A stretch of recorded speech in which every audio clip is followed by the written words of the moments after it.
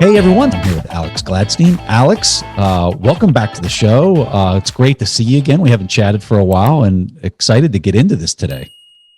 Yeah, pleasure to come on, talk about the book and current events and all the crazy things that have happened in the last 10 months or so since the last time I was on. So, right, you're writing this book and you're locking it down with your publisher. How much has played out? I'm just curious, how much has played out since locking down your book in world events? From week to week, we pretty much have like a decade's worth of things that are happening. So when did you submit to your publisher, and when did they take everything to print, and like that timeline process? Yeah, so we began the editing process in maybe October, and we locked text in January, like kind of very end of January. And in the past 6-7 weeks, we've seen two things happen in the world that are kind of progressions from the themes I was riffing on in the book. The first one, of course, relates to the fact that many of the chapters in my book relate to people who use Bitcoin as almost like a human rights tool, where their bank accounts are frozen or their activities have been restricted because of who they are, whether that be their beliefs, their ethnicity, their religion, whatever. I tried to really globetrot and go to different parts of the world, whether it be Latin America or Africa or the Middle East, Asia, to do that. And what was most astonishing to me first was the Canadian government's reaction to the trucker convoys fundraising, and that whole episode. Was unbelievable. It was an unbelievable episode, and it continues to play out. But it very much is a growth from some of the things I was observing in the book around, for example, anti-police protests in Nigeria, and the Nigerian feminists getting kicked off their fintech apps and having to use BTC Pay server instead. Like that happened in the fall of 2020, and that totally starts to foreshadow what happens in Canada. The most shocking thing about that, of course, was that Canada is regarded as like a liberal democracy, one of the most open societies in the world, and really underlined, I think, for everybody that, hey, if it could happen there, it could happen anywhere. And I think, at least pre-Russia invasion of Ukraine, there was this really widespread sentiment on social media, in the Bitcoin community, in the wider cryptocurrency community, of like, hey, we've been like focusing on price for the last 2 years, but like this is actually what it's all about. Like, absolutely. People were like, it was kind of almost refreshing to get like a community focus on this. Like, this is what it's actually about: money that the government can't control. Now, did the truckers screw up dissemination, distribution?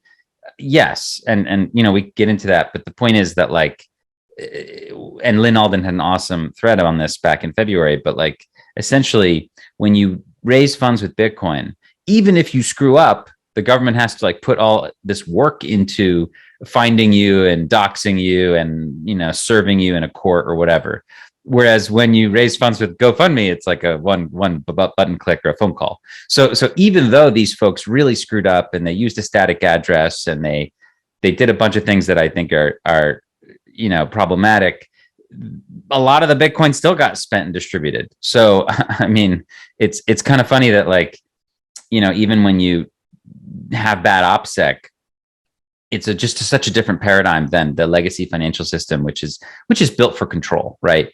Bitcoin is built for freedom, but it's nation, and you got to know what you're doing, and you can screw up. And these truckers sort of did screw up in some ways, but at the end of the day, it's not built for control. So the Canadian government still had to like do a whole bunch of stuff, and continues to have to do a whole bunch of stuff to try and work through the court system and try to get these guys and try to get these funds. And as of today, they've only gotten a small percentage. And I just think that speaks volumes about Bitcoin's efficacy as a protest fundraising tool. And then like on the 24th of February, Putin invades Ukraine. And I mean, man, this is obviously the big topic that has changed the world. It will be in history seen like the US invasion of Iraq or the fall of the Berlin Wall. This is like that level of importance of event for a variety of reasons. And one of the interesting things, of course, was that there was a fog of war and not a lot of people thought it was going to happen. I mean, I think there was a widespread, obvious like focus at the time. Like we had the Olympics in China, and people were kind of like, our chairman at HRF, Gary Kasparov, had this old joke about, well, like, what do you think happens when the enemy encircles your country? Like, what do you think happens next? And we could see it on satellite image, but, people understandably were skeptical of US government intelligence. A lot of people, especially in the Bitcoin community, don't trust the US government. And I didn't think it was going to happen. I kept seeing the reports. I was like, they're not going to invade. No, and it's not. And there are incredible Russian journalists who work for, like, The Guardian, New York Times, who didn't think it was going to happen, who live in Russia. I mean, so it's like, who are Russian. So, there was a lot of fog of war stuff going on, but ultimately Putin invades, and then the West freezes the Russian central bank reserves, right? And there's been some really great discussion on this, especially by Luke Groman on the Grant Williams show, and by other folks. But really a watershed moment. You had the memo by Zoltan at Credit Suisse come out, and look, things take time, but like clearly the last 8 months are a watershed moment in terms of understanding inside versus outside money. I mean, first you had Afghanistan, you had the fall of Kabul, and you had the United States government just simply freeze the reserves of that particular sovereign. And then you had this, and it seems like Putin probably knew this was going to happen, and he had certain plans in place.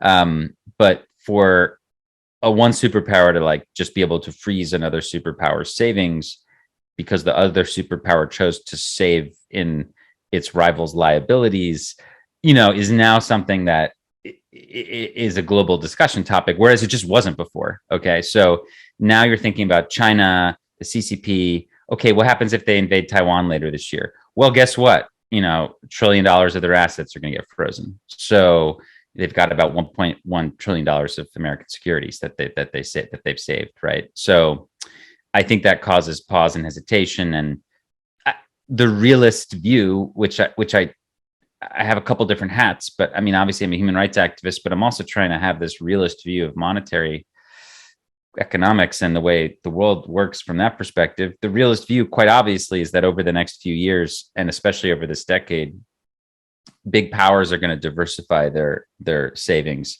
away from the U.S. Treasury, and that was the other theme that I wrote about a lot in my book, was monetary history and how essentially we went from gold as the reserve currency to essentially the U.S. dollar or the U.S. Treasury as the reserve currency, and how I think eventually we're going to go to Bitcoin, and that was sort of a big part of a couple of the chapters in my book that tried to do a retrospective on that. So to come out of the book publishing process and see just like this super vivid use case, obviously for Bitcoin, from as like a freedom money at the micro level, and to see all these critics come out and say, I was wrong on Bitcoin, like we need it, all these Telegram groups I'm in with all these kind of TradFi people, they were like, oh, I mean, hey, obviously I guess we need Bitcoin.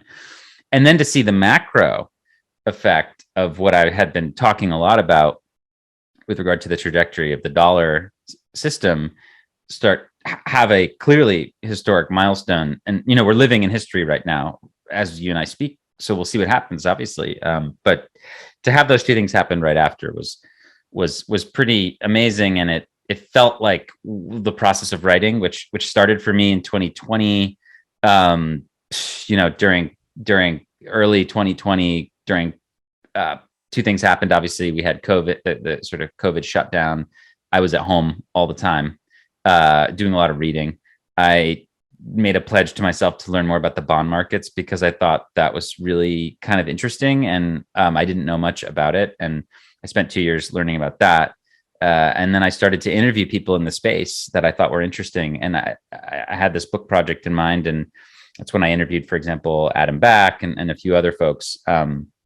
So I did a bulk of the research and kind of early writing in 2020. And then in 2021, I started putting things together in a series of kind of reportage for Bitcoin Magazine that would later start to create the skeleton for the book.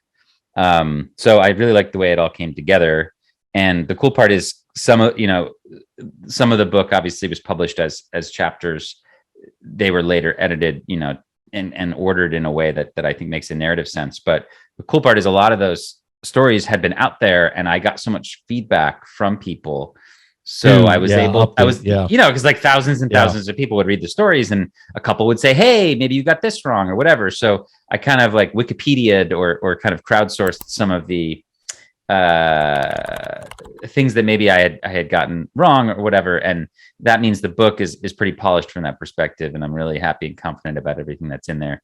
But anyway, to conclude the opening here, what a time to publish the book. And I mean, wow. I mean, what a time. And again, it reminded me of the process of writing, because I had written, one of my chapters is about how Bitcoin adoption works globally, and how it's sort of like this Trojan horse for freedom. And I write this chapter and I'm thinking a lot about it. And then all of a sudden I see this like, populist leader in Central America, like adopt Bitcoin. And I was there in the crowd when Jack Mallers announced it. It was so astonishing. And then just to start to see that, unfold, and then to get to go down there and do a big piece on that, I thought was important. But yeah, we're just living history right now. And this El Salvador story continues to be important. I mean, just today we saw that the Honduran government, which clearly had been mulling Bitcoin adoption, because the central bank put out a statement about Bitcoin adoption today. Like the Central Bank of Honduras put out a statement about Bitcoin adoption today. I mean,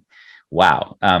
So that they put that out, and they basically said, cool your ideas. We're going to do a CBDC. It seems. So we'll see. I mean, I wouldn't be shocked if, again, you see some things happening in Central America. It just seems inevitable. But for now, this new government, leftist government in Honduras, which I obviously thought would be really interesting if they did something with Bitcoin, because ultimately I think leftist governments will. But that comes out today, and you've got the U.S. Senate Foreign Relations Committee, going after this bill that they want to pass, that like basically mandates the State Department and other agencies to like do a thorough investigation of El Salvador's Bitcoin adoption. And it's like, let's talk that. Let's get into that before we go to the book. I want to talk more about this, because I read this on Twitter today, and I also wanted to just comment. I think Twitter is the best peer review for anything that you can possibly write on the planet. Though the academic peer review process is totally dead. Just post it on Twitter, and you'll get real feedback. You might not like the tone that the feedback comes in, but you'll get real feedback. Okay, so this announcement, this Senate plan to direct the State Department to investigate El Salvador's Bitcoin adoption. This is a 4-page document that goes into a very specific definition of at least my interpretation of what I read was, they want to fully understand the benefits and potentially detriments of having a Bitcoin legal tender system in a country, what impacts that has on businesses, individuals, you name it. And then the very last portion of this 4-page document, it said that the U.S. government wants a study conducted on what the ramifications of that might mean to the existing dollar reserve system. It's just like a maybe 2-sentence comment about a study on that particular topic. So this just came out today. Like, what the heck does this mean? And the turnaround time was what, 90 days or something like that, Alex? Yeah. So I did a comment for Politico about it this morning. But essentially, I would imagine you would agree that the sort of big takeaway is like, wow, the U.S. government's extremely serious about Bitcoin adoption in Central America. Like the Senate Foreign Relations Committee is making this a massive priority. I'm sure even the president of El Salvador seemed pretty shocked based on his comment on Twitter. Yeah, like, I mean, I can't believe, hey, we're some little country. Like this is crazy, and no doubt with the prodding of Treasury and FinCEN and OFAC and all the rest. But look, I think that's the big takeaway, is that the U.S. government's taking this extremely seriously. That's the general takeaway. But look, I think could we get some interesting new data from such a study? Yes, definitely. I mean, there could be another data point, okay, a U.S. government data point, which we should take with a grain of salt, but it'll go in there and they will, I imagine, try to figure out like percentage of adoption. They'll try to suss out some of these claims that Bukele's making.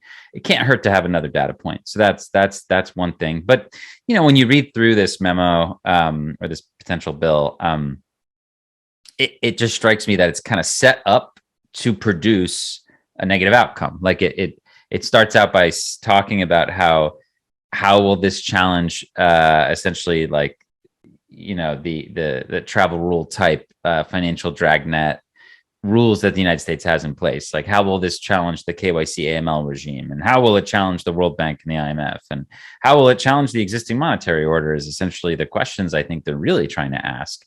I don't think necessarily they're trying to figure out like, oh, is this good and should we do that? I think obviously they know where they stand on that. They don't want to do this. I think what they're trying to do is, can by throwing their weight around here, maybe can they discourage other countries from doing it, right? And maybe Honduras is evidence of that. We don't know, but obviously that government was mulling it clearly. If the central bank would put out a statement, I mean, there's no reason the central bank would feel the need to put out a detailed statement about Bitcoin adoption if they hadn't been discussing it internally. Mm-hmm. So, maybe the U.S. government put some pressure there. I'm not sure. I think Kamala just, went down there and, they seem pretty tight. So I'm not really sure what's going on there, but could we get something interesting out of it? Maybe, but I think the big takeaway is simply that the U.S. government's very concerned that a Bitcoin model could break the current system. And yeah, wow. The irony for me is that the way that you phrase that last sentence is how I think most of the world is going to perceive this, is that Bitcoin broke the old system. When in reality, the old system is breaking itself. And there's just this thing over here that just happens to be ready to catch all of the broken pieces and kind of piece it all back together. Yeah, again. no. Bitcoin's the life raft, not the iceberg, right? No, exactly. 100%. No, and I agree with that, of course. But the vibe I got. No, but the vibe I got from reading what they're saying is what I'm kind of trying to conclude here with is that the bill is set up for a memo or a finding that says Bitcoin's the iceberg. That's all. And even if it does, and I agree with you, and I think even if it does say that and it comes back with, hey, this is really bad, everything's going to, I think the critical question that has to be asked when a person would read that report is, so what? What can you do to prevent that from happening or to prevent that from evolving in that direction? And do you have that authority to prevent that? And I think you and I both know the answers, or we suspect we know the answers to both of those very difficult questions that any individual, company, government body is going to have to ask itself as they're trying to understand and wrap their head around this. And the answer is no, you can't. You don't have a unilateral authority to prevent this thing on a global scale for every single participant to not participate. And as long as that, what I just said is a true statement, if that's a true statement, well, then you have to choose to participate, right? So, yeah. And I also think that, look, I think it also just helps us recenter and realize how exceptional the El Salvador move was. And look, obviously I've been very critical of Bukele, taking a lot of heat on Bitcoin Twitter for being critical of Bukele, but whatever, man. I think that, if he plays his cards right, he could do great things for his country. But, I went down to El Salvador with people from Venezuela and with from Ecuador, Nicaragua. I went with people who'd seen this movie before, like all the telltale signs. Like when I first started working for the Human Rights Foundation in the mid 2000s, guess what Chavez did? Well, he sacked the attorney general. He restacked the Supreme Court. He changed the law so he could keep running in office. And this is like an obvious blueprint. Like we know where this is going. Now, maybe Bukele is the exception and he's doing all these things without a goal in mind. That just seems like a stretch. We can hope that he doesn't take the big steps and that he sees the wisdom in restraint. I mean, that's the hope. He still has a way out. I think that he could still be this like forever remembered figure who was the first to understand the Bitcoin standard. I mean, that this is very much in the cards, but he's got to cool it with the like getting rid of his rivals and cracking down on dissent. Otherwise, I think he'll disrupt the legacy, and he'll be more remembered for other things, unfortunately. So we'll kind of see. But just generally speaking, I think that it's such a powerful reminder of the fact that what he did was so unique. And even though I have, again, strong criticism of what he's doing in a broader sense politically, I did credit and even cheer the fact that he chose Bitcoin, because he didn't choose a CBDC. And that was remarkable. And it continues to be remarkable. Yeah, very much so. I'll continue to give him credit for that. And when you look at the fact that the Honduran government's kind of saying, well, maybe we're just going to go the CBDC route. Like, wow. I mean, you're talking about the difference between a monetary system of freedom versus a monetary system of control.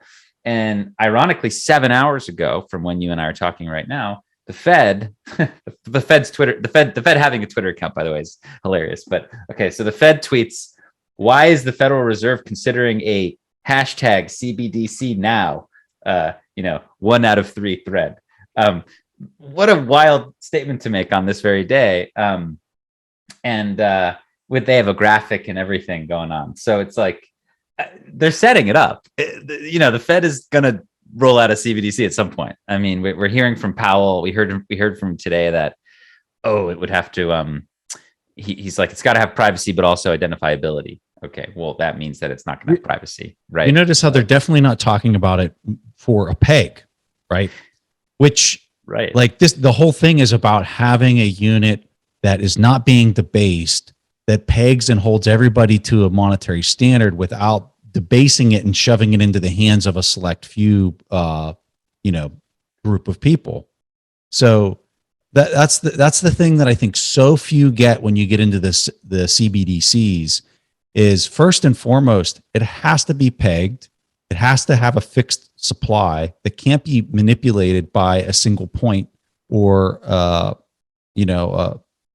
a few people in a room, and no CBDC is going to do that. Yeah, they have to debase. Yeah, no, and look, I like to answer the Fed's question. Why is the Fed considering a CBDC now? Well, I have 3 answers. Number one, to replace cash with a tool of surveillance. That's like the writing's on the wall for that one. Number 2, to establish limits on who can use dollars. Another big one that's kind of obvious. But number 3, and to your point, yeah, it's to make it easier to conduct expansionary and repressive monetary policy. I mean, they can do helicopter money, they can do programmable money. We've been in all these debates the last few years of like, does QE cause inflation? And in my latest essay, I tried to really break down how I thought that there's just tons of evidence to show that basically government intervention in the bond markets, QE causes massive asset inflation. And I think that's really, really clear and has all kinds of externalities, but it doesn't necessarily cause consumer price inflation, directly. However, if the Fed has accounts directly with Americans, this is a different ballgame. And a CBDC would basically marry the Fed's ability to do QE and eat up sovereign debt with the ability to directly credit basically bank reserves into people's pocketbooks, which is spending into the real economy and will be really inflationary. So we're talking about like programmable stimmies, right? So I think that this idea of CBDCs is far beyond just the sort of surveillance tech piece. I think we have to talk about negative interest rates. We have to talk about expiration dates on money. We have to talk about the monetary piece 100%. It's essentially going to be a tool to disincentivize savings and to incentivize consumption and spending, because that's what our economy kind of requires right now. That's what the powers that be want, right?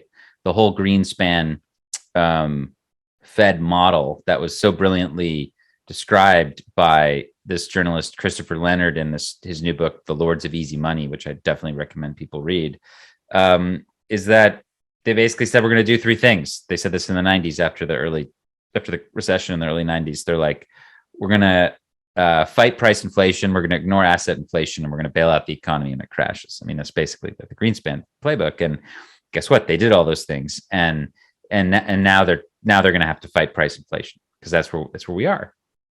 But I think that the CBDC just plays into the macro story here in a really big way. And ultimately, one of the chapters of my book relates to the cypherpunks, and they saw this coming. Like that's what Bitcoin was invented to fight, was the CBDC.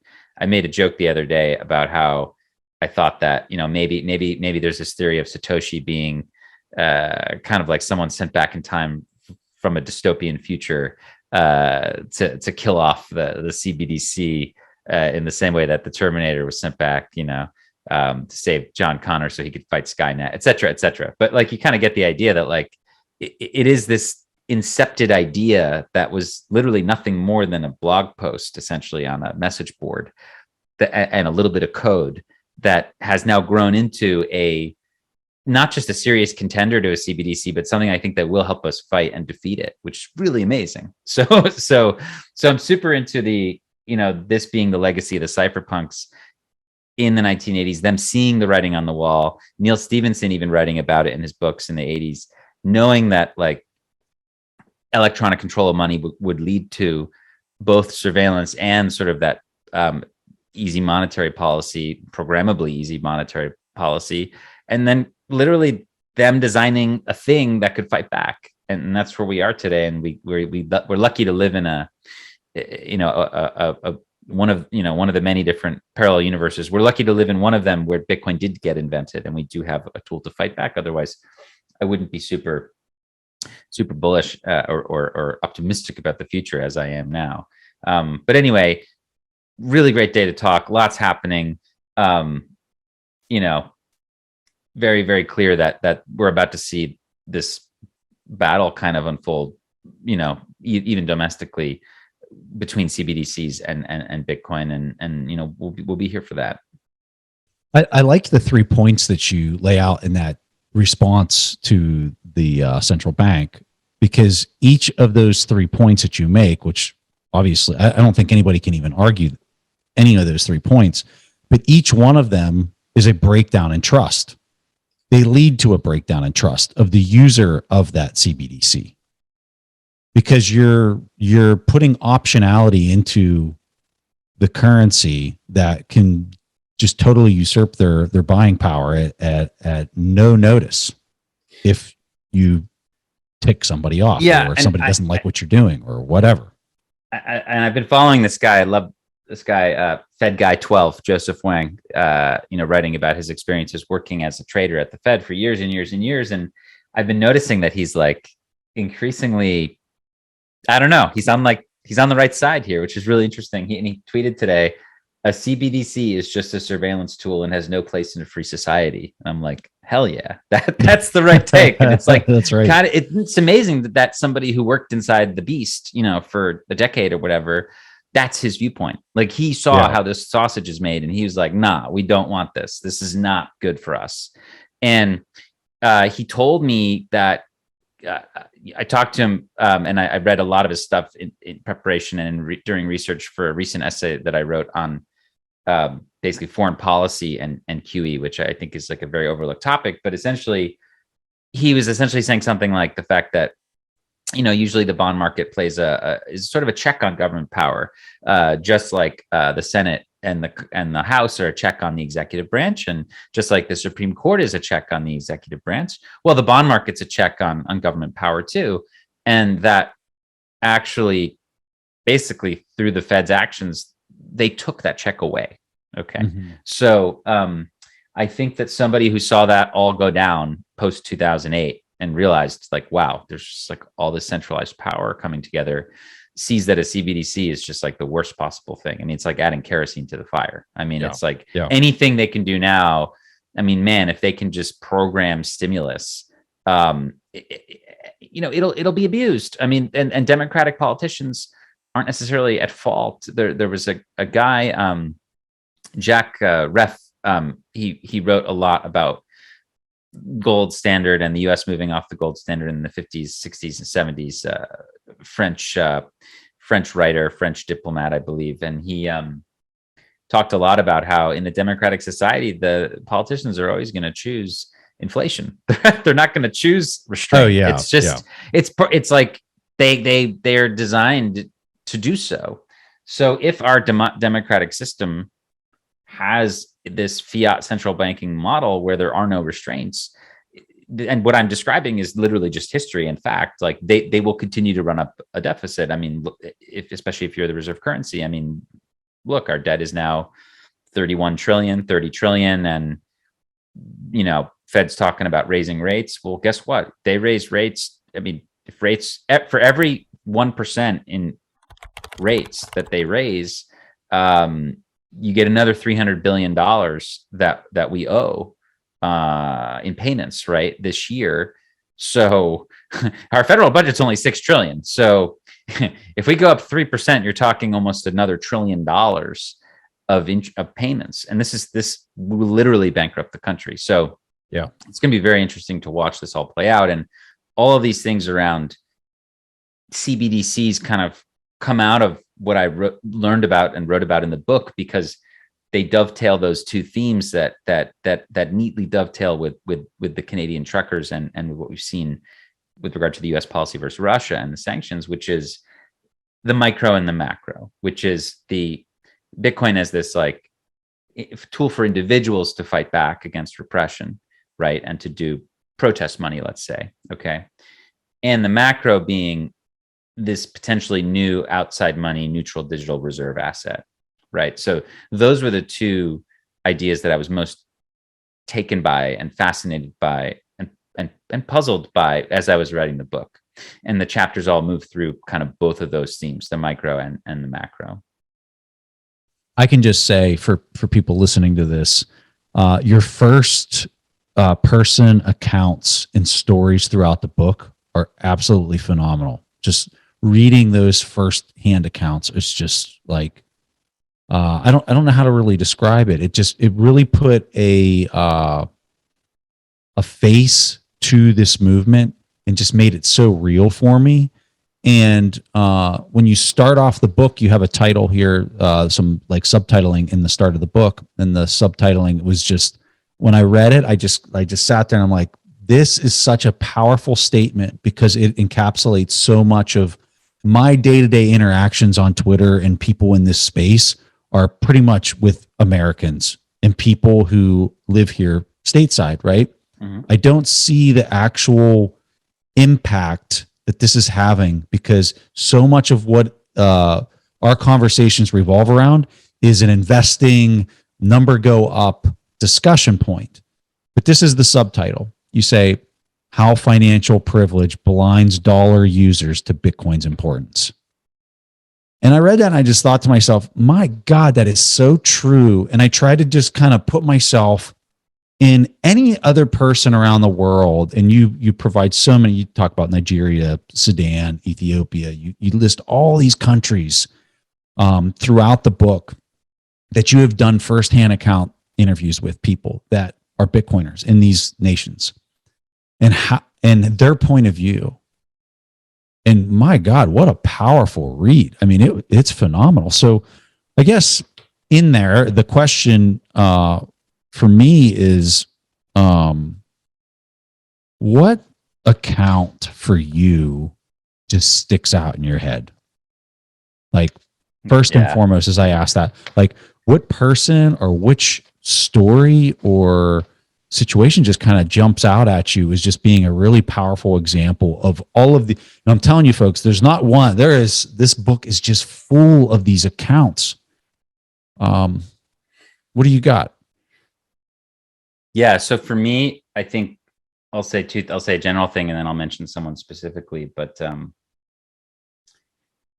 the collective, when you breathe in the book, if you're able to read Check Your Financial Privilege and get a sense of what Preston's been talking about, which of course I'd be very grateful for and welcoming of your feedback. But I think the collective TLDR is just like, wow, humans are so persistent and resilient. And yeah, these people who are stuck in situations that are so unimaginably bad and so much worse than like someone like me could imagine, and who are, I mean, I am so privileged, especially financially privileged, but all kinds of privileged over a lot of these folks.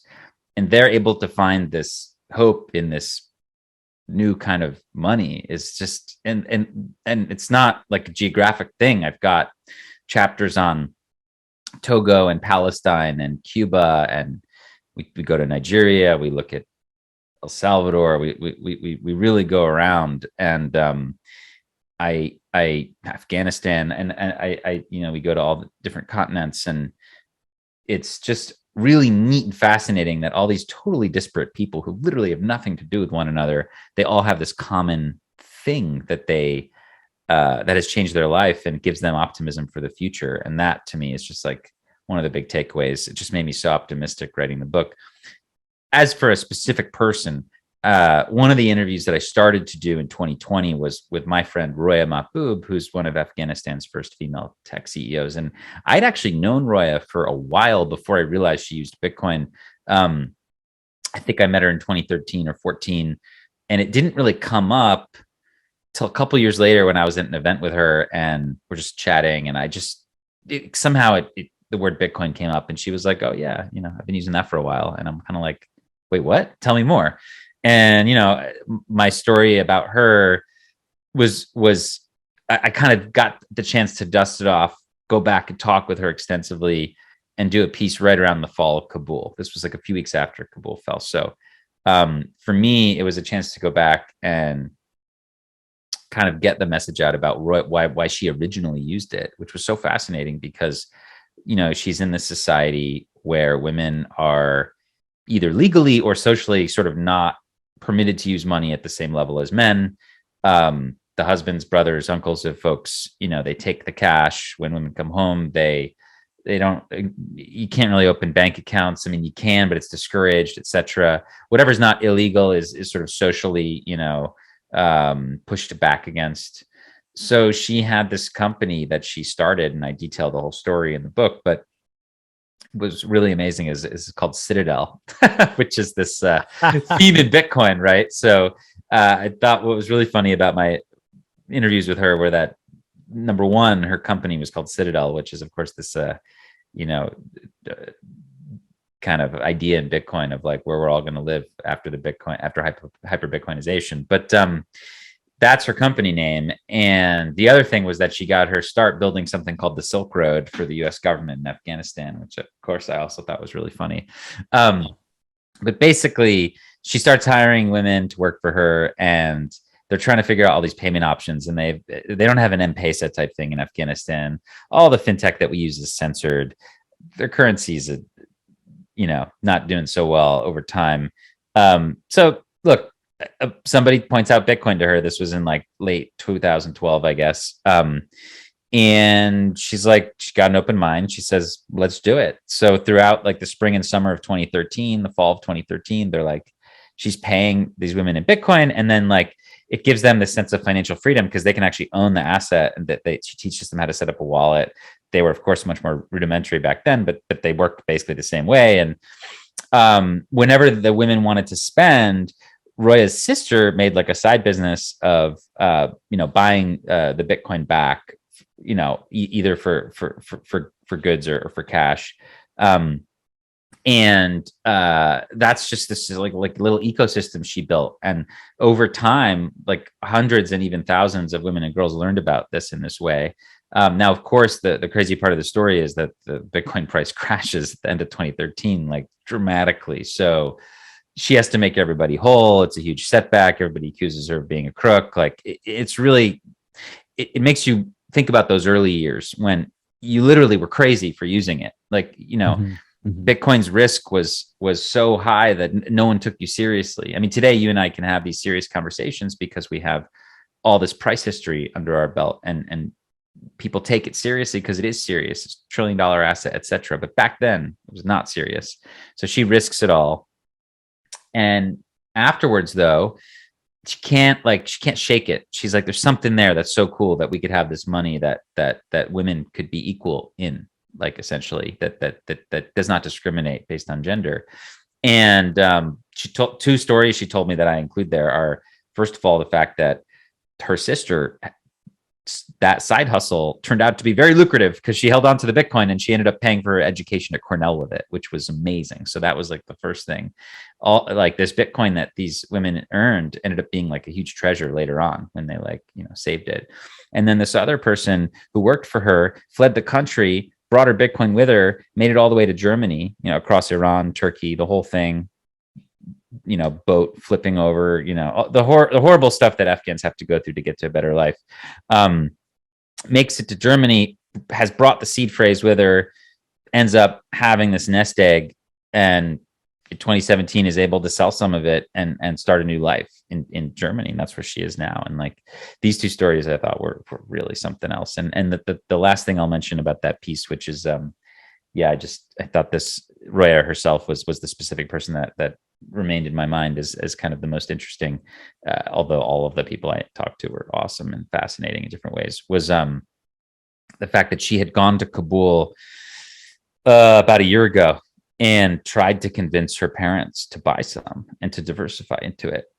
And they were like, it wasn't like that they didn't believe her because she became kind of world renowned for her work in this area. It was that they just were, uncomfortable, procrastinating.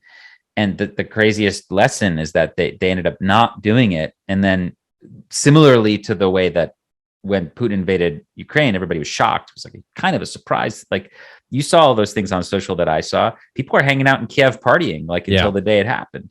Yeah. Similar like people knew that the army was coming, the Taliban were coming, but like it was extremely sudden, right? And her parents had to flee. And guess what?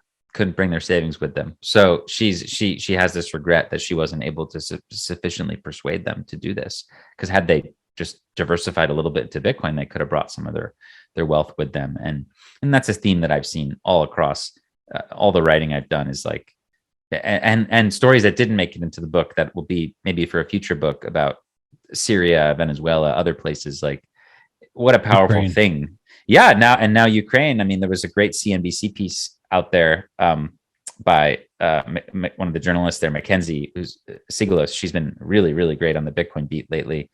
And I talked to her a lot in that story, gave her some sources, and she ended up writing about a young guy who fled Ukraine with 40% of his life savings intact, whereas most people, lost everything. That idea of like refugee money is extremely powerful. So anyway, I thought that story was a big takeaway for me in the book. But yeah, I mean, to me, the Cuba and the Palestine pieces were the ones I went the deepest, and they were.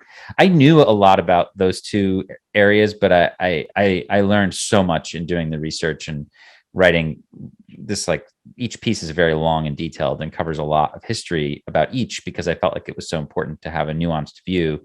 And I really, really changed my own mind about a lot of things as I wrote those pieces. And it's two very different scenarios, but, two situations where people are trapped, between two kind of almost external forces. Like in both cases, they have the local corrupt government, whether that be the Cuban dictatorship or the Palestinian Authority.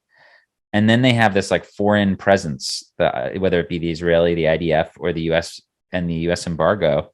And both of them are putting this pressure on them and hurting their ability to do commerce and to save and transact and to enjoy the things that you and I have as privileged Americans.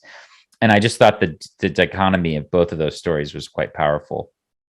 So I definitely am very proud of those two chapters as well, especially just given that, like, I mean, Bitcoin is just badass. Like it's like this one thing that they can like say, I'm going to use this and I don't care what you have to say.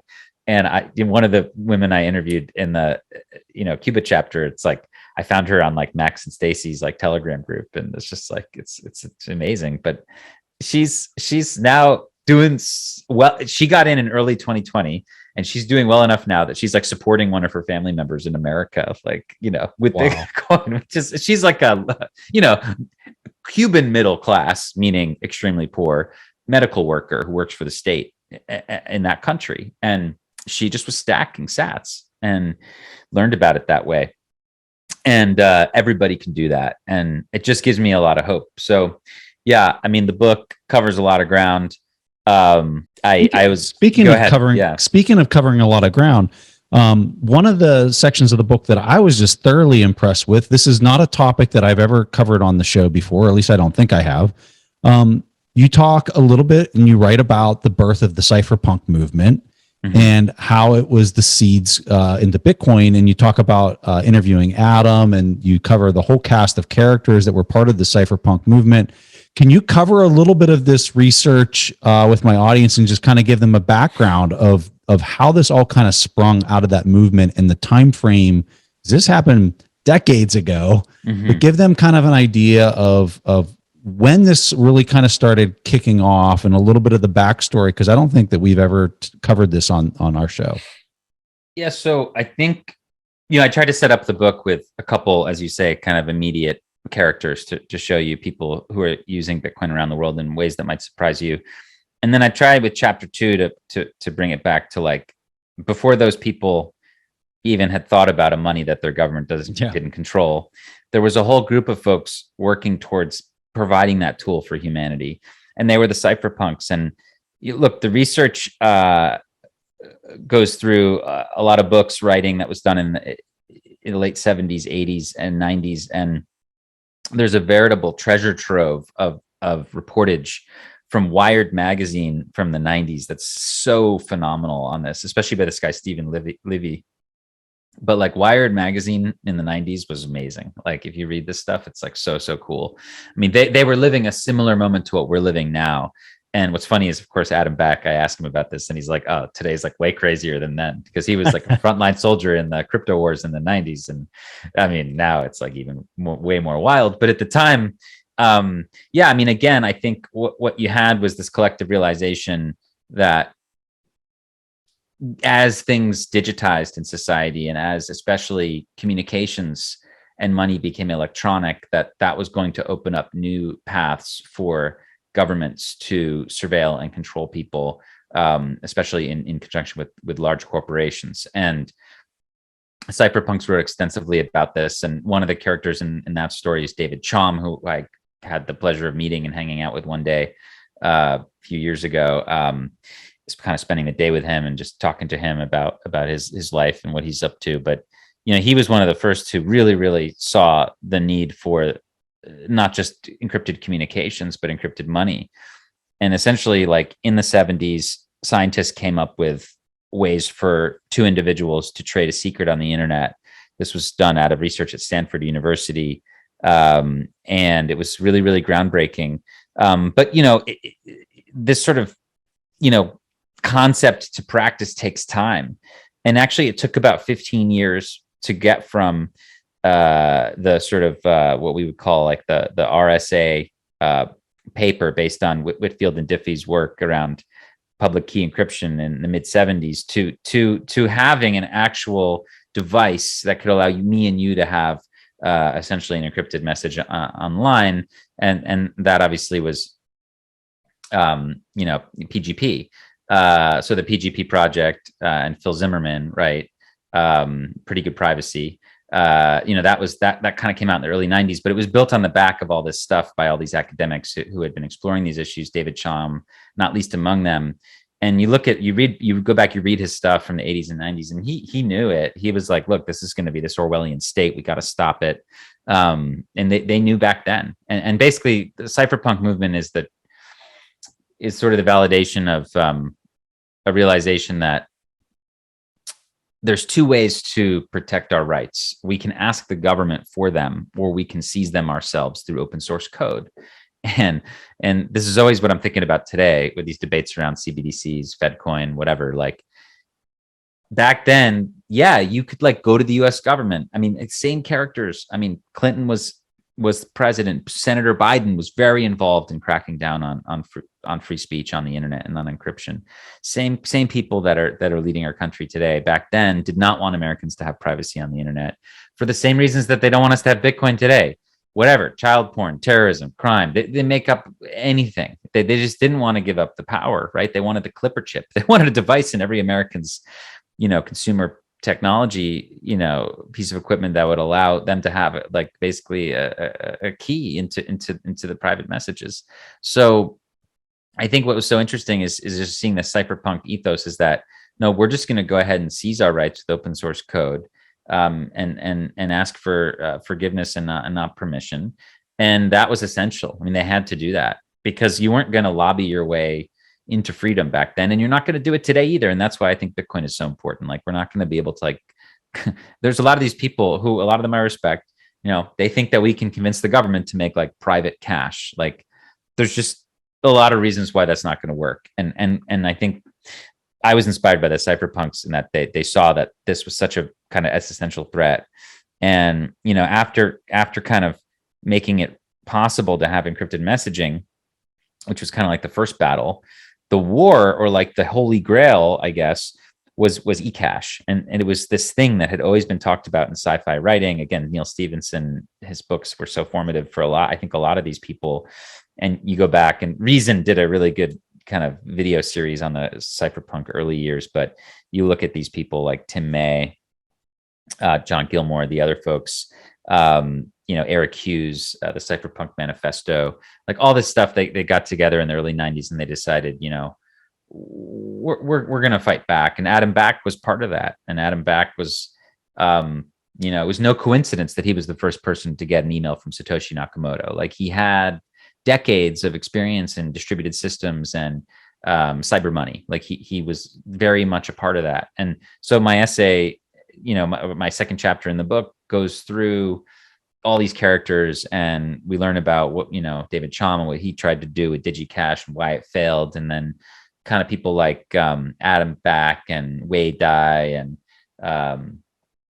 others, kind of Nick Szabo, kind of like looking at why it failed, and then kind of get this realization that I felt was lacking in the genre of, although Aaron from Bitcoin Magazine, Von Weirdem, has done a really good job describing this as well, that it wasn't just about the privacy piece. Like, we need to remember that Satoshi did not unveil Bitcoin after a surveillance scandal like a Snowden files. He or she, whoever it was, unveiled Bitcoin after the great financial crisis, and after government bailouts of banks, and after moral hazard was established. And, you know, I think that, you know, it's very powerful that they choose to like kind of integrate 6102 and the executive order 6102, which made holding gold illegal in America, into kind of these key numbers in the Bitcoin code, and that they chose a birthday of April 5th, which was the date that FDR issued that order. And like all this stuff about monetary history is just sort of littered throughout Bitcoin. And it really gives you the clues that you need to understand, not least the Genesis block and Chancellor on the brink of bailout of banks. You know, again, that Bitcoin was not just about eCash and the title of the white paper, right? It was not just about privacy. It was about that. And the cypherpunks, that's obviously kind of where they started. But you get this kind of realization from Adam and others that what was really essential was to actually create a money system that the government didn't control. That was a decentralized mint, as Adam puts it. And that's what Satoshi figured out. So you can kind of see in Satoshi's work that they were standing on the shoulders of these like cypherpunk giants who fought for free speech on the internet, but also that they had seen what happened to gold and how it got killed as a money, and how the US government basically managed to defeat it and replace it with its own debt as the world reserve currency. That clearly was on the mind of these folks. And, you know, again, Satoshi sits at the end of a long line of them, but they all contributed. And at the end of the day, I thought what was so powerful was that, you know, it's really a monetary innovation and not necessarily like a technological innovation. And that really my thesis essentially of that chapter is that I don't think you could have had Bitcoin or a decentralized money without the kind of the monetary policy focus. Like the 21 million piece is like what makes everything else possible. So I just loved going through all that history, and doing that piece with Adam was great to get a lot of his time to be able to just learn about all these interesting things that he did when he was younger. I mean, it's like completely amazing. I mean, it's miraculous. It really puts on a showcase of, you know, if there was one person or this was multiple people, the amount of foresight, research, knowledge, that was there with like just the hints that you were talking about that are embedded into a lot of this stuff. And I mean, that is just at the as surface level as you can get compared to everything else that's underneath the hood that's going on. It's miraculous. Yeah. And you really get a sense, especially from Hal Finney, who, Hal Finney worked at DigiCash, or rather Nick Szabo worked at DigiCash, but Hal, what I was trying to say is Hal worked at PGP. Like Hal was one of the first contributors to Phil Zimmerman, and they were all part of this community that they were fighting the surveillance state, but Hal and others realized that to fight the surveillance state, you got to fight central banking. That's what they realized. This is kind of this astonishing conclusion, which most people just would have completely missed, I think. Yeah. And still to this day, the like digital liberties activist groups in the world are just not tuned into like why fiat central banking is a problem. Like that's just not on their radar at all. And, we can thank God that Satoshi figured this out, but like, it wasn't just him or her, or whoever it was many people who through trial and error, figured this out. But Hal especially knew, you can see that he kind of took some of Nick's ideas about Bitgold and married them with some of Wei Dai's ideas. And he had his reusable proof of work thing in 2004, which was really the last big innovation before Bitcoin. And yeah, I mean, he, what a legend. I mean, dude, he was running Bitcoin right away. Unbelievable. Within a few days was like, oh, this could be worth like $10 million. Yeah. Like the posts. I know the posts. I love this book. The Book of Satoshi, as we're talking about books. Yeah. That goes into all the old posts and, just you can go back and you can read what these guys were saying at the Genesis block at that point in time. And it's just miraculous. The accuracy of their foresight is just unbelievable. Yeah. And now a big thing in Bitcoin today is, and to which of course Hal kind of predicted, he's like, look, in the future, I think it's going to be Bitcoin banks and Bitcoin will be the reserve currency. And we'll all use these like sort of let's say paper Bitcoin or fiat instruments on top of the bit. And you know what? Like, I think you got to at this point say that that's definitely a possible scenario for where we're headed. But a lot of foresight there. But I wanted that to be like right there at the beginning of the book to help the audience understand kind of socially, politically, where did this thing come from? This tool that all these people are now using all around the world, where did it come from and why was it created? And then to marry that, I go right in from that chapter, right into the chapter about the petrodollar and just to think about like monetary history. Which is phenomenal, by the way. Thank you. If people have not, that. I want to ask one other, believe it or not, Alex, we're already at an hour. The petrodollar piece of your book is phenomenal. I would make the argument for people that maybe are not intimately familiar with how it arose, what it means, more importantly, what it means for like policy decisions and policy trends that we've seen over the past 4 decades. What an amazing piece inside the book. Just to kind of understand all of those dependencies and trajectory that kind of came out of that. The thing that I know you get hit up a lot about transitioning and pivoting here, that you get hit a lot by is in the privacy space for people that look at Bitcoin and they say there's better privacy solutions. And as a person that works in human rights, we think that you, Alex Gladstein, should be a much bigger proponent for the other solutions that are out there. You have a chapter in your book that's titled Bitcoin's Privacy Problem. Tell us your thoughts here and give us a little insight into the way that you view this. Yeah, well, I think. Again, a lot of this was colored by my talks with Adam back and other cypherpunks, but there are kind of 2 ways to approach eCash. One is to focus on privacy, and one is to focus on basically monetary policy. And I think Adam and I and many others agree that Satoshi made the right call, focused first and foremost on monetary policy, on like creating a predictable, credible monetary policy that the whole world could appreciate and understand quite easily. and that had an incentive structure that would protect it over time as more and more people joined it, as opposed to got corrupted over time, which is what would happen in like a proof of stake type scenario. So I think that one of the interesting things Adam mentioned to me is that he was glad that he didn't tell Satoshi about this, like one particular paper that was kind of focused on zero knowledge proofs, which would later give rise to Zcash. And the reason why is because it would have made Bitcoin too bulky. Like these like, at least let's say up until now, these kind of, highly encrypted transactions are just larger in terms of just the information that they carry.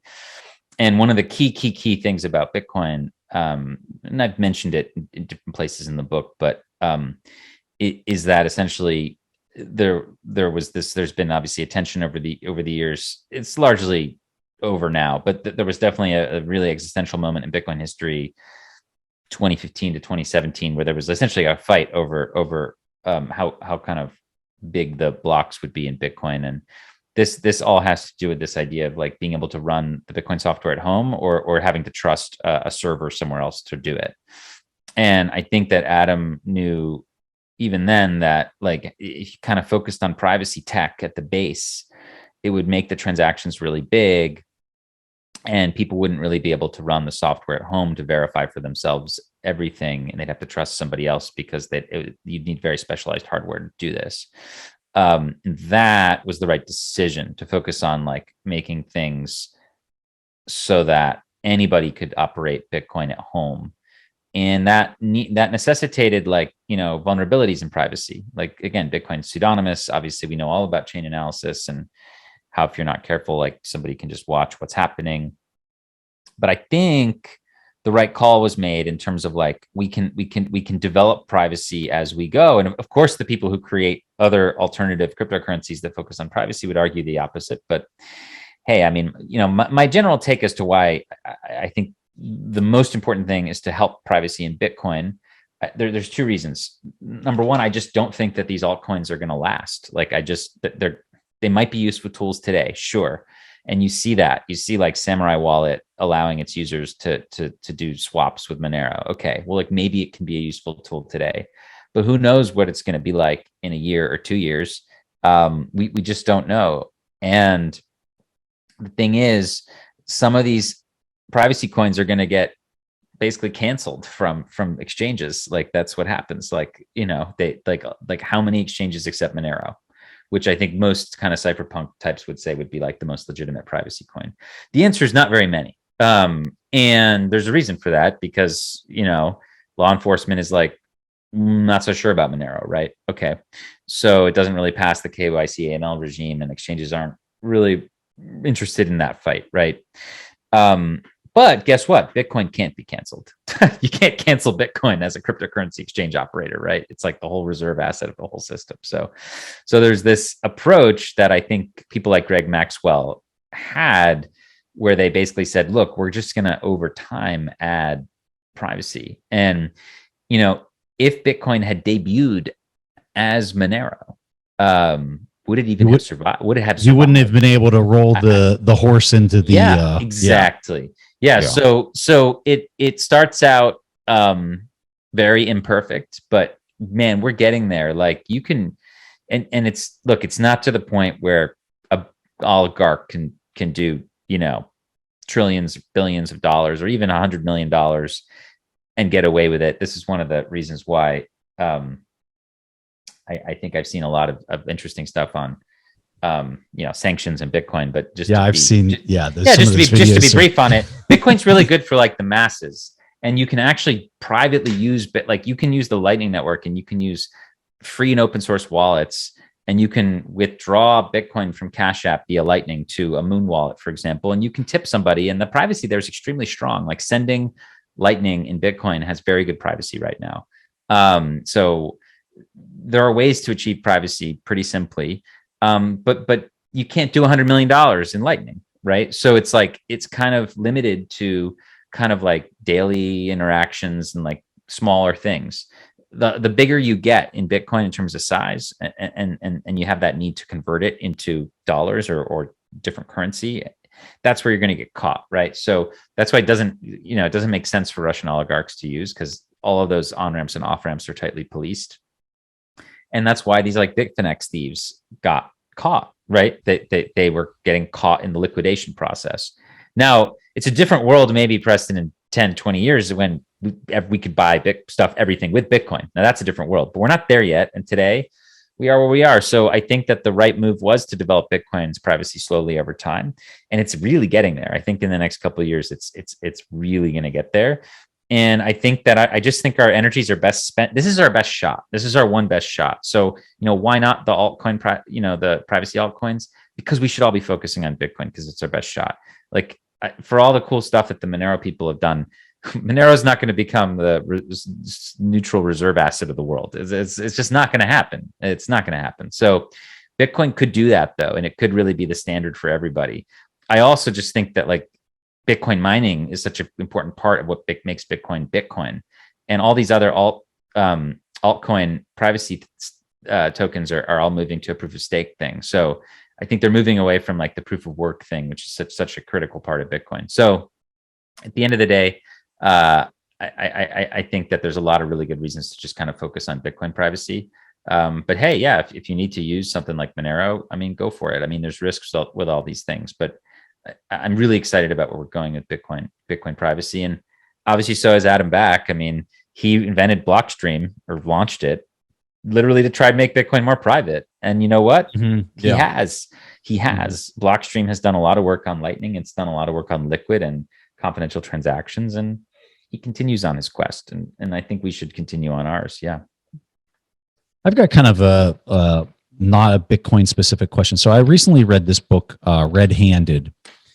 And I don't know if you're familiar with the book or not, but in general, it goes around and it talks about all the perverted incentives that have matured in the past 2 decades, I would say, between China and all of these people in charge, running from Wall Street to academia. Definitely on the politics side, it covers both political parties, and it covers in Canada with Trudeau, and just all of these people that are leading all of these various facets of society, and how they're moving towards this socialist dictator like power, where they I don't want to say that they're all for it, but they're much more accommodative or sympathetic to it, I think is probably the better word. They're sympathetic to it. Mm-hmm. We saw this with Charlie Munger recently talking about it. You see a lot of Ray Dalio's comments. You see, and I could just go on and on. And the book is, I walked away from reading this book and just disgusted. Like absolutely disgusted. And I guess meaning more about like the corporate complicity with China, or more about the general sort of trust in centrally planned systems, which is a little bit of both. A little bit of both. And just what I just don't understand how people that have been the beneficiaries of a free and open system for so many decades, right, could basically be turning their back on the thing that supplied them with all of this. I'm going to use the word power, but it might not be the right terminology. Mm-hmm. And they're looking at a system in China of just this total control, this absolute communist control, and almost. And Zuckerberg was also talked about in the book. Where they're almost admiring it. And I don't understand what's driving that. What do you think? Because at the end of the day, it's all about centralization and control. It's like absolute control. What is driving so many people that are controlling the world today to be promoting this or sympathizing? It's very Hobbesian. It's very Leviathan, right? It's like order and chaos, right? And they're feeling that their society is breaking down, and they're looking at this it's the whole WEF narrative. It's the people at the WEF, The World Economic Forum, for people that aren't familiar with it. Yeah. No, I just mean that like the people who are starting to suck up to China or started to portray it in a good light are taken by this idea of order and order being most important. And that like we just, our families need order. And the most important thing is like enough food to survive and just social order, as opposed to freedom and innovation and disruption. Like that's where they're trending. And there are things that make them feel that way. And that's very unfortunate. And I think that again, the cool part is that we have this like uniting global technology that's being developed by people all over the world. That's the total opposite. And they see that as chaos. They see that as chaos. Yeah, I mean, yeah. there's no better tell of what Bitcoin is than the fact that the CCP banned Bitcoin infrastructure right before its 100th annual anniversary last summer. I mean, it fears Bitcoin. There's no bigger tell of what Bitcoin is than the fact that Putin didn't incorporate it into his like post-sanction plan. He's working with gold and India and China, and he's working on the fact that he knows that the West will basically allow him to keep making his bond payments and to keep selling his oil. But he did not incorporate Bitcoin, and there's a reason. He's afraid of it. He's unsure about it. He doesn't. It's not good for tyrants. Like it's not great for central planning, and not great for statism. And I think it's good for humans though, and it's good for open societies. And one of my chapters in the book talks about how I think it just resonates with American values. And I don't mean the American experiment, how it's played out, and I don't mean slavery and what happened and genocide with the Native Americans. And I don't mean all those things. What I mean are the founding ideals, the sort of Jeffersonian and kind of ideals of the original Declaration of Independence, and the ideas that made America powerful and that still make it, for all of our warts, like a place where a lot of people want to come to, obviously, right? And that still leads the world in a lot of ways. And I think that is really important, because those ideals are things like free speech, property rights, and open capital markets. And that's what Bitcoin represents. And that's not going to work for the CCP. They can't have free speech, property rights, and open capital markets. The yuan will never be a reserve currency because it can't be fully open. It can't be fully convertible because they can't have that. They need control. So I just love the way it kind of sets us up for the next decade, where it pits like different styles of governance against each other. I think it's going to be really, really interesting to watch. And it makes me bullish about America. Like I think that America can be we talked about this before, but I mean, America can really dig in and resonate with Bitcoin. And look, it may be the thing that succeeds the dollar system, and there are things there that are going to change our lives for sure. But I think for the better over time. For sure. I thought one of the more interesting things that Jack Dorsey said in his recent interview with Michael Saylor was at the beginning of their chat in February was that he thought it was unfair that like basically a handful of people in Washington get to set the price of money and the rules for money for the people in Nigeria. And he just thought that was just a broken system. And that's just very deep. Like that's what is profound about like all the things I learned about when I wrote Check Your Financial Privileges. How did that happen? How did that come to be? And how are people fighting back against that? And that's what Jack's obviously dedicating his career to with B Trust and Spiral and everything he's doing at Block. You can really kind of see it. Writings on the wall that he thinks a neutral system would be better. And I totally agree. And when you think about checking one's financial privilege, like, I mean, we are very, very privileged for a variety of reasons. And our government is too. I mean, they can just freeze. I mean, no other superpower has that ability of just like, oh, we're just going to freeze your savings just to do that. Like, and when we do it, we spend our power down, and we can't ever do that again in the same way. And I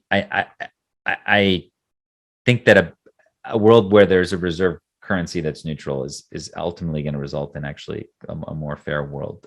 But one thing I want to mention before we break is that I also coincidentally got the pleasure of writing a foreword to a different book, which just came out, called Bitcoin is Venice by Alan Farrington and Sasha Myers, which honestly is my the best book on Bitcoin that I've read personally. It's just an extraordinary work about the past and future of capitalism. And I would really encourage people to read it. It's super, super deep and really mind blowing. And the chapters in it are just so brilliant. And the authors bring so much, they bring so many different perspectives from so many different kinds of thinkers, from communists and Marxists all the way over to Austrians. They just kind of, they really sweep the last several hundred years of thinking into this book. And they talk a lot about the things that we know are true, like the fact that this is not capitalism is one of their chapters. And like what would you and I go out and we see is not capitalism. I mean, it's all rigged. I mean, everything is politically controlled, right? Like obviously the Fed is not capital, like it's not capitalist. To set the price of money is not capitalist, right? So they go into all this stuff, and they have this incredibly powerful chapter on energy and Bitcoin, which I think everybody needs to read. And it just opens with this chart, which shows so powerfully the per capita electricity use of countries in the world, and their income essentially. And it's so obvious and clear that the more advanced countries use more electricity per capita. This is a very important thing for us to reflect on. Like, yeah, guess who doesn't use a lot of electricity? Guess who has a low carbon footprint? Burundi. Okay. So like, it's very clear that as we advance as a civilization, we're going to use more energy. This is such an important point. And their chapter in that book on energy and the environment and Bitcoin is the single best one I've read. And they basically make the assertion that that if you're an environmentalist, you have to support Bitcoin, and I think they back it up. It's really, really well done. I literally ordered this book while you were saying it. Yeah, no, and I wanted to just read this one little tiny thing from it. Yeah, please. But yeah, it's I thought this was beautiful, but this is their thesis. It's just one paragraph, and their whole thing is that Venice, as you know, or as you may know, was kind of this break from the European feudal structure of society where you had lords and serfs, essentially. Venice really broke that. It was this time and place where like capitalism came out and meritocracy came out and cosmopolitan commerce and trade. It was not really built on a military might. It was built on ideas, right? It's a super powerful thing. So they basically assert that today we're in like a neo-feudal system, that kind of menace has came back essentially. And that their thesis is that some parts of society can avoid collapse by embracing Bitcoin. And they say that we are sure it seems hyperbolic to most, if not outright ludicrous, but it's actually fairly prosaic.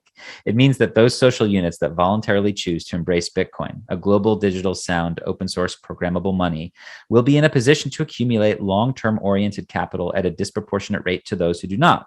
They will have a superior economic foundation from which to build healthy social and political institutions, which will contrast to those left behind as medieval Venice did to the remnants of the Western Empire. This is the thesis of the book in a nutshell. And I just thought that was so powerful, and delighted that they asked me to do the forward. And Bitcoin has become the future capital allocators to rebuild the new system. 100%. And I'll just read this one other sentence that they actually, they believe that this rebooted feudalism that we live under, they believe that there's Bitcoin's like this sprout coming up, and it's this new model. And they believe that in the book, they go through a variety of reasons why they think people around the world will be able to avoid feudalism through Bitcoin. And they have this sentence, which really hit me in the feels, where it says, we think for some, but we hope for many, and we pray for all. And I just think that's so powerful. Like that's what I think what we're doing out here. I mean, obviously you spend a lot of time educating people about Bitcoin, talking to them about it. I think that's the feeling, right? Like we all know where this is going, and we hope that like people listen, but we pray for everybody. I mean, we really want everybody to be in this thing before the day comes when the big squeeze happens. And that's going to happen at some point. It's going to read like some freaking science fiction book, but there will be a big squeeze where in a matter of 72 hours, all of a sudden the world changes. Once in a millennia. Yeah. And we want to get everybody in before then that we care about. And that's our quest, right? So we do what we can. And hopefully my book will contribute to the ability of people to do so, and to convince and to just dialogue with people who have fallen prey to this like just pounding narrative from the mainstream media and governments that Bitcoin is dangerous and risky and extremist and criminal and all these things. And hopefully it'll show that that's just not the case, and that it's just this powerful humanitarian tool that's a liberation technology, and that we should not want to short it. We should want to invest in it. I mean, for the good of everybody. So I would say that's the TLDR. But just very grateful for you giving me the opportunity to come on and talk about this stuff. It's been really, really fun. Yeah, my pleasure, Alex. What an honor to have you here. And I can tell you, phenomenal book. Your research, your ability to humanize stories and make Bitcoin way bigger than number go up because it is so much bigger. This is just this is, I think, a little bit beyond words and not even remotely comprehensible to people today as to what this thing is. And for me, your book has just done a phenomenal job of just highlighting a lot of the stuff that, especially for an American and maybe a person in a very developed economy, doesn't see. They are totally warped by what it is that they use and what they have access to on a daily basis. And I don't think they realize what so many people on this planet don't have and what they're seeing from their vantage point. Your book does such a phenomenal job doing that. So feel free to highlight anything else that you're working on or whatever, and we'll wrap it up from there. But thanks so much for making time and coming on, Alex. Thank you. No, this was great. No, I'll see a lot of you all hopefully in Miami in a few weeks. I'll be speaking on the main stage with three of my dearest friends, Yeonmi Park, an incredible North Korean who, yes, I follow her. She's awesome. I mean, she wrote In Order to Live and had the most dramatic escape, and just is one of the bravest and most persistent people in the world. Amazing. She's gotten to tell her story on Rogan and all kinds of other places. So I get to be with her.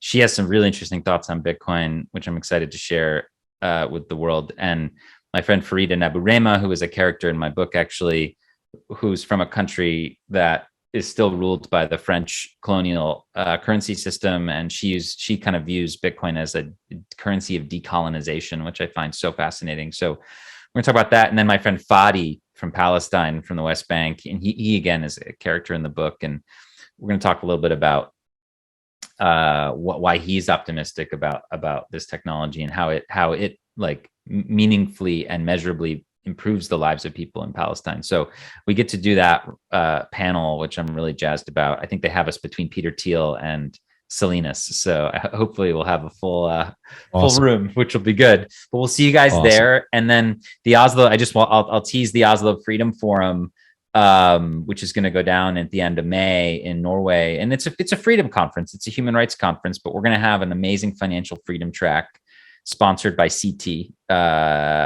And we're going to have just a variety of killer speakers, ranging from a lot of the people that I've talked about in my book who are Bitcoin advocates from authoritarian countries and emerging markets. People like Abu Bakr Nur Khalil, who's on Jack Dorsey's B Trust board, from Nigeria, to Leonid Volkov, who's Navalny's right-hand man and the person who's been intimately involved with raising tons of Bitcoin over the years for the Russian opposition movement. And then we're going to bring them together with some of the more prominent folks in our space, like whether it be Jack Mallers or Lynn Alden or Jeff Booth or Elizabeth Stark, Matt Odell, etc. We have a really killer speaker lineup. So I'm really, really excited about that event. So folks can go to oslofreedomforum.com and sign up today if they want to join us. And we'll also have a live stream if you want to tune in at home. So appreciate the opportunity to shill that too. We'll put links in the show notes for all of that, and also for Alex's book. And Alex, thank you for making time. This was phenomenal. Thanks for having me, Preston. Thanks for watching. Make sure to subscribe and hit that notification bell so you don't miss out on the next podcast episode and new investing resources. What are your takeaways and thoughts on this discussion? Let us know in the comments section below.